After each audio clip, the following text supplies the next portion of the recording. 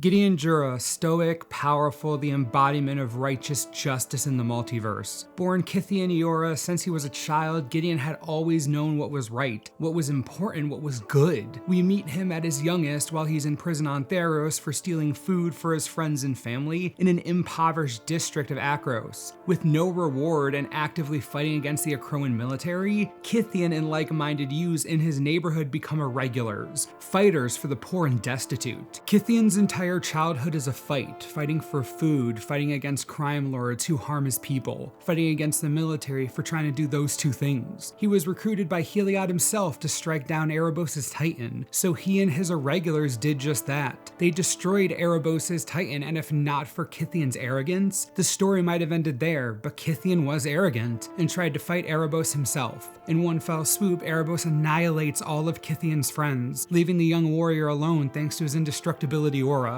In this moment of complete despair and failure, Kythian's spark ignites and he learns just how dangerous his arrogance can be and just how human his powers really are, and the fight goes on. He fought in prison, he fought for his home, he fought for his god, he fought for his own life on the plane of Ragatha alongside Chandra. He tried to rest on Zendikar, but was confronted by the Eldrazi, so he retreated in hopes of finding more planeswalkers to help him fight the colorless beasts. He traveled to Ravnica, found the entire plane in growing conflict, and immediately saved an entire Boros brigade from a Rakdos cultist attack. After hearing how the Gateless were treated on Ravnica, Gideon decided to stay and lead a battalion of Boros soldiers in an attempt to protect and help those being harmed and treated poorly in the more impoverished districts. Sound familiar?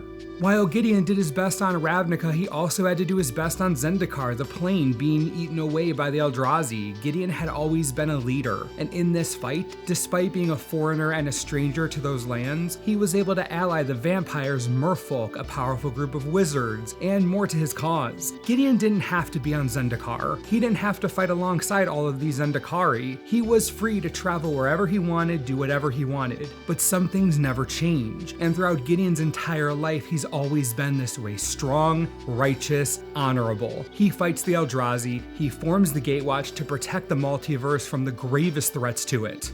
He traveled to Innistrad and fought Eldrazi spawns while Tamiyo imprisoned Emrakul in the Moon. The Gatewatch travels to Kaladesh, and while there, Chandra basically goes off the handle, but Gideon is there to try and rein her in, preventing her from killing Consulate soldiers unnecessarily. He helps lead attacks against the Consulate to weaken their overall forces, all the while comforting Chandra through the entire emotional roller coaster that is her return to Kaladesh. He travels to Amonkhet with the Gatewatch, meets Aketra, and joins her temple to face the trials of the five gods, where he finds out that the loyal warriors are forced to kill each other to prove their ambition and devotion to the gods. Gideon refuses to do this, leaves the temple, and vows to protect and save the initiates destined for the terrible fate in the trial. Again, no matter where Gideon is, no matter what he's supposed to be doing, he's trying to save those who need to be saved, always, without question or even a hint of doubt or hesitation. Gideon is swiftly defeated by Nicol Bolas and forced to planeswalk to escape.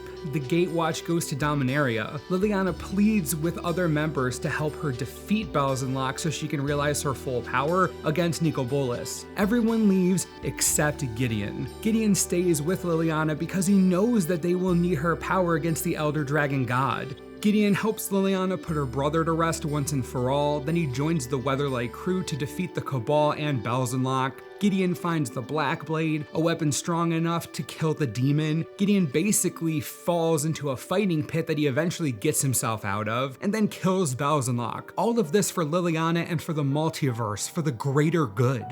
Theros, Diradan, the Plane of Darkness, Ravnica, Zendikar, Innistrad, Kaladesh, Amonkhet, Dominaria. Gideon has been constantly fighting through all these planes, fighting for justice, the right for all to live and prosper, fighting for what's right in the world, what is truly good. And now we find him on Ravnica again, fighting against the greatest evil he's ever known, fighting using a style unique to him. He attacks head-on with no fear and a stronger resolve than any character in the multiverse. He knows what is right, he knows what must be done to win. And in that moment, Liliana redirects the Dreadhorde away from him and towards Nicol Bolas. He knows what he must do. Gideon serves the good of the world. He is the good of the world. He was the good of the world.